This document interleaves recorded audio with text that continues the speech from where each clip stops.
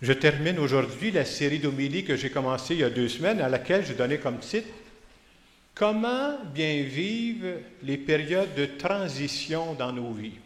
Parce qu'on est continuellement en train de vivre des transitions. Je donnais des exemples. Tu vis un deuil, tu déménages, tu vis une séparation, tu apprends que tu es malade. C'est toutes des périodes de transition. Et ce qu'on a dit, entre autres, c'est de dire, c'est être capable, quand on vit ces périodes-là, de dire quand je vis la fin de quelque chose. Et ça, habituellement, c'est très clair, là. Quand je vis la fin de quelque chose, avoir la foi, c'est être capable de dire au même moment, je suis en train de vivre le début de quelque chose. Mais il faut savoir aussi que la fin de quelque chose, habituellement, c'est très clair, c'est facile à voir. Mon mari est mort, facile à voir, c'est là. Le début de quelque chose, au début, je ne le vois pas, là. C'est pour ça que je dis que ça demande la foi, de croire que Dieu a prévu quelque chose d'autre qui s'en vient. Alors, on disait ces périodes de transition-là, c'est important de les vivre. Et je disais la semaine passée, entre autres aussi, entre la fin de quelque chose et le début de quelque chose, il y a toujours une phase transitoire. Et le grand danger, c'est que nous, on est pressés. Puis je fais partie de ce gang-là, moi. Quand j'ai un problème à régler, je veux qu'il soit réglé pour hier. On oublie parfois qu'on n'est pas juste des bodés. On a une âme. On a besoin de prendre soin de notre âme, là. Ça ne marche pas coup de pied sur une âme, là. Et on pourrait dire, ouais, mais Jacques, là, si j'ai fini quelque chose, puis moi, je serais prêt à passer à autre chose, pourquoi Dieu ne me donne pas ça tout de suite, là? Dieu, il est prêt, lui. Qui n'est pas prêt? C'est moi. Parce que pour que j'arrive à ce nouveau départ qui va arriver, Dieu a besoin de me travailler, moi. Il sait, là, je ne suis pas capable de passer comme ça. Il a besoin de temps pour me travailler. Et ce n'est pas seulement moi que Dieu a besoin de travailler. Parce que dans le nouveau départ que je vais vivre, là, je ne ferai pas ça tout seul, moi, là. Il va y avoir du monde avec moi. Dieu est en train de travailler ces personnes-là. Quand ces personnes-là vont être prêtes, puis que moi, je vais être prêt, bang! Là, ça va marcher. Là, la vie va donner, ça va repartir, ça va être fécond. Tout ça qu'on se disait, dans ces périodes-là aussi, comment c'est important, on sait qu'entre la fin de quelque chose et le début de quelque chose, c'est pas clair, hein? On est vulnérable. T'as beau être une femme solide, t'as beau être un homme solide, il faut se dire dans ces périodes-là, je suis vulnérable. Il ne faut pas se compter des histoires, là. Et si je suis vulnérable, je dois prendre des moyens pour m'aider. Il y a plein de moyens qu'on peut prendre. La semaine passée, j'en ai donné 2, là. Je ne peux pas aller jusqu'à minuit, je vais recevoir des tomates, moi, là. Alors, ce que j'ai donné, j'ai dit, c'est très important dans ces moments-là de se demander comment je commence mes journées. Parce que si on ne fait pas attention, vous savez comment la plupart des gens commencent leur journée? En courant. Peut-être que c'est sage que je me lève un peu plus tôt, que je me donne une période paisible le matin. Parce que si j'ai une période paisible le matin, pas ça que ce soit très long, là, ça va influencer ma journée. Mais si je commence sur le gros nerf, j'ai une grande chance que toute ma journée va être sur le gros nerf.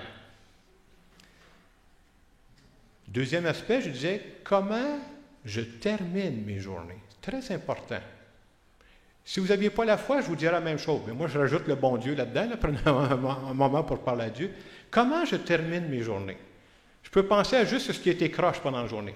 Est-ce que j'ai la sagesse de dire, à la fin de ma journée, je vais nommer 2, 3 belles choses de ma vie, aujourd'hui. 2, 3 gratitudes. Puis si j'ai la foi, bien, je vais dire merci à Dieu. C'est toi qui as mis ces délicatesses-là dans ma vie.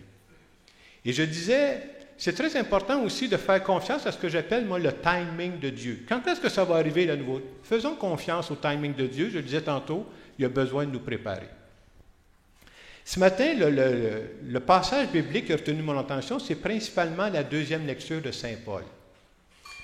Et dans cette deuxième lecture, nous, on parle des transitions que l'on vit, là. Saint Paul, lui, veut nous parler de la transition ultime.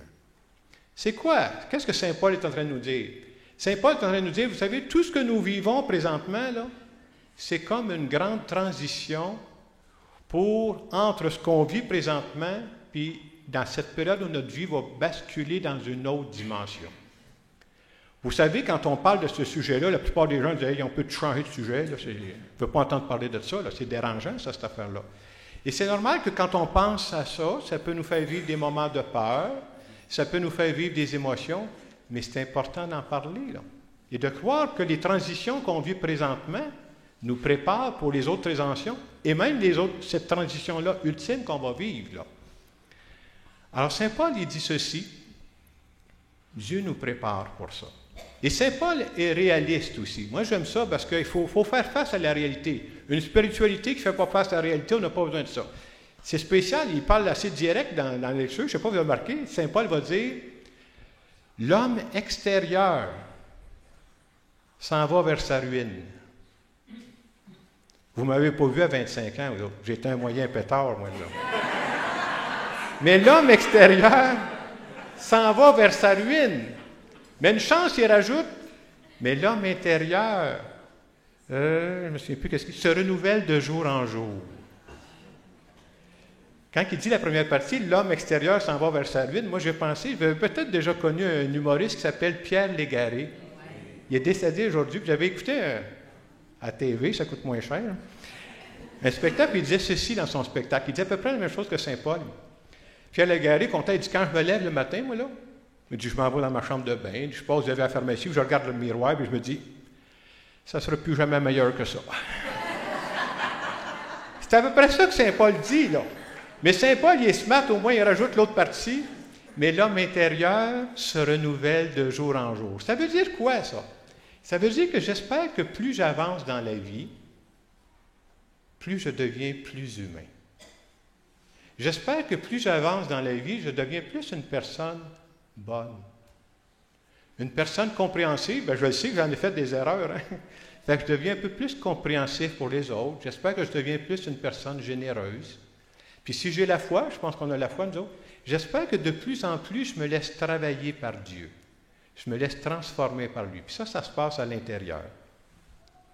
Vous savez, quand vient le temps d'expliquer le passage de cette vie à l'autre vie auquel on croit, parce que nous autres, on croit à la résurrection, c'est pas évident, hein? Le seul moyen d'en parler, c'est par comparaison. Des fois, les gens me demandent, mais Jacques, dis-nous-les dans les détails comment ça se passe. Vous savez pourquoi je ne vous les dis pas dans le détail? Bien, je ne les ai pas les détails, moi non plus, là. Mais j'ai l'espérance, par exemple.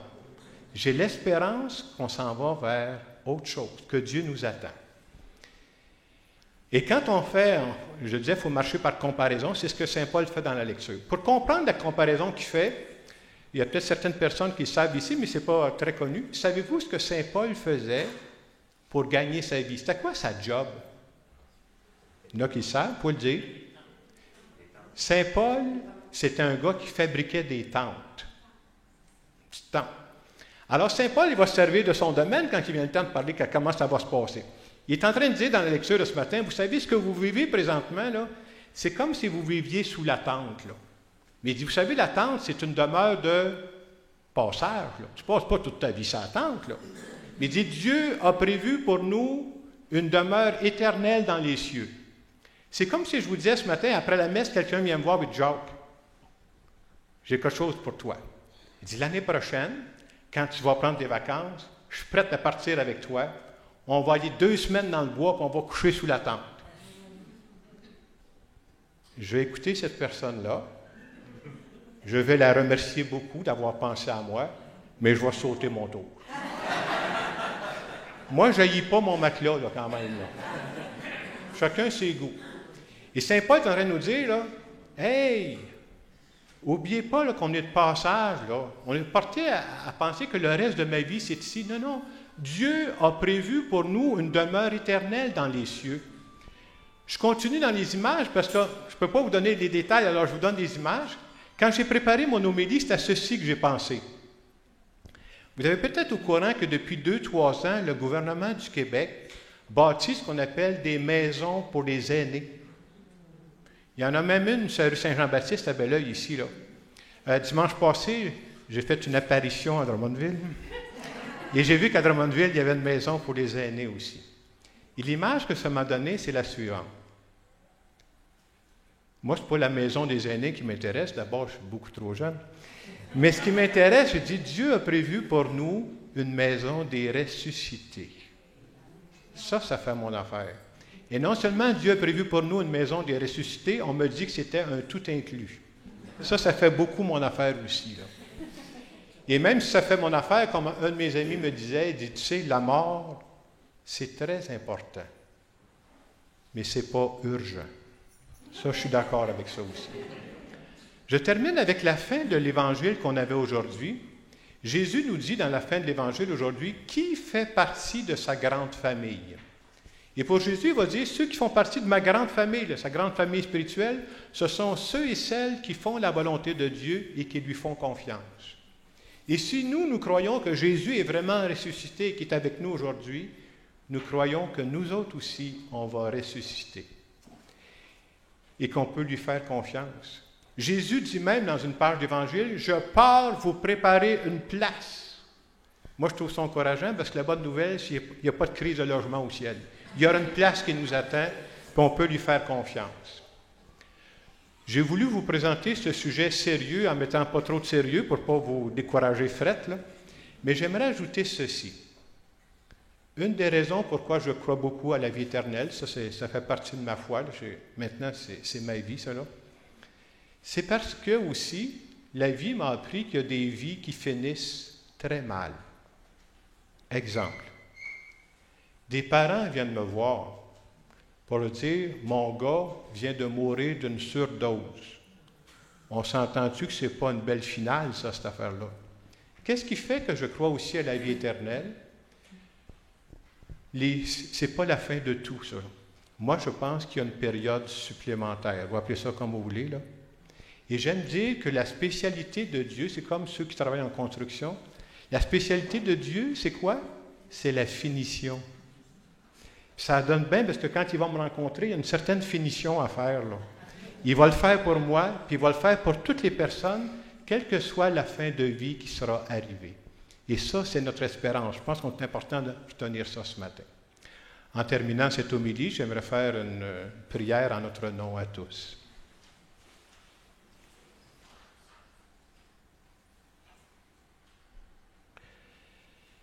Seigneur Jésus, j'aimerais te remercier parce que je crois que ça fait longtemps que tu me prépares pour ce que je vis présentement. À travers mes expériences positives, négatives, tu m'as préparé pour ce moment-ci. Et je crois que présentement aussi, tu es en train de me préparer pour ce qui s'en vient, dans 3 mois, dans 5 ans ou pour plus tard. Merci de m'accompagner à chacune de ces étapes. Et je veux te dire, même si parfois ça peut me faire peur, que je fais confiance à ton timing parce que je sais que je serai toujours entouré d'amour. Amen.